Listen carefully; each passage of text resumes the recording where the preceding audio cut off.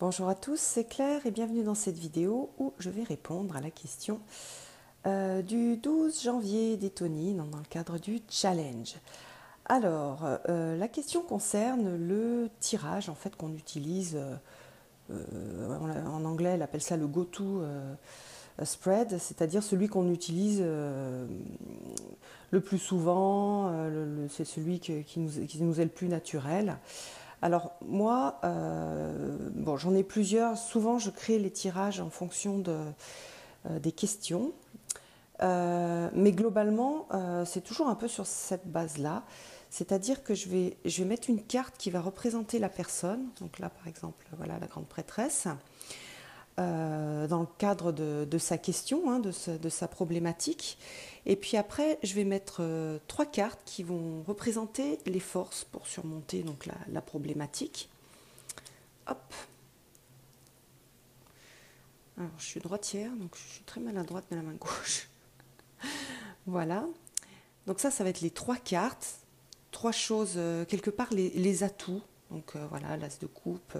Là, par exemple, c'est pas du tout un tirage réel. Donc, par exemple, on pourrait dire que la personne, c'est plutôt une personne qui est intuitive et qui travaille à l'intuition pour résoudre ce problème.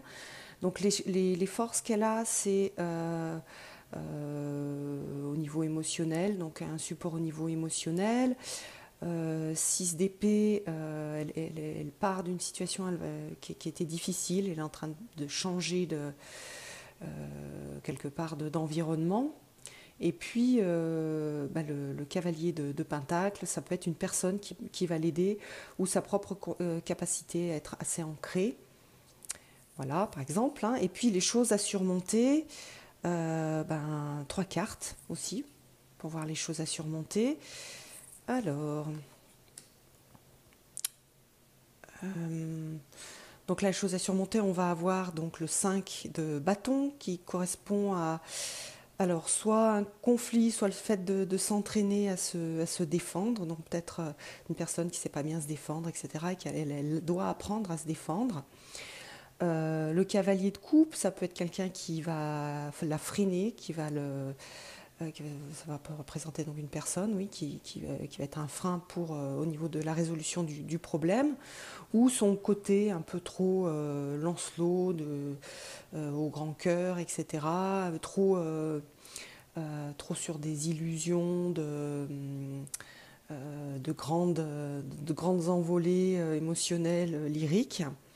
Et ça ne va pas l'aider à résoudre son conflit. Et puis donc le 6 de Pentacle, là on est sur de la récolte. Donc elle récolte un peu ce qu'elle sème, c'est-à-dire qu'elle a, elle n'a pas semé les bonnes graines, du coup la récolte n'est pas bonne. Donc pour la suite, il va falloir apprendre à semer les bonnes graines. Et puis voilà l'issue, le 9 de coupe. Donc là par exemple, l'issue est positive. Donc elle a tout à fait les atouts pour réussir, il faut qu'elle surmonte ça et là elle réussira à surmonter cet obstacle. Voilà, donc je redis, première carte, ça représente la personne dans la situation. Trois cartes pour ses atouts, ce qu'elle sait déjà bien faire, ou les énergies qui vont en sa faveur pour la résolution du problème. Trois cartes pour ce qu'il y a à surmonter, en fait, des choses qui ne sont pas naturelles pour la personne. Et puis le futur proche, la résolution la plus probable de la situation.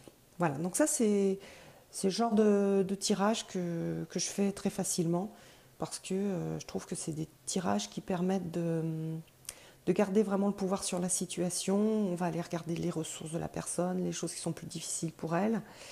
Donc c'est des tirages qui permettent d'avancer et pas juste de la divination pour savoir comment ça va se terminer. Sachant que si jamais on a une carte qui est négative ici, on peut soit voir déjà le positif dans la carte négative ou alors refaire un tirage pour voir que faire pour pas se retrouver sur un futur comme ça. Donc je vais retirer d'autres cartes pour voir si on peut modifier ce futur en y mettant donc de l'énergie, de la force, etc. Et donc quelles énergies sont à mettre en œuvre pour modifier le futur. Voilà, sachant que la notion de futur positif ou futur négatif, elle est plutôt relative.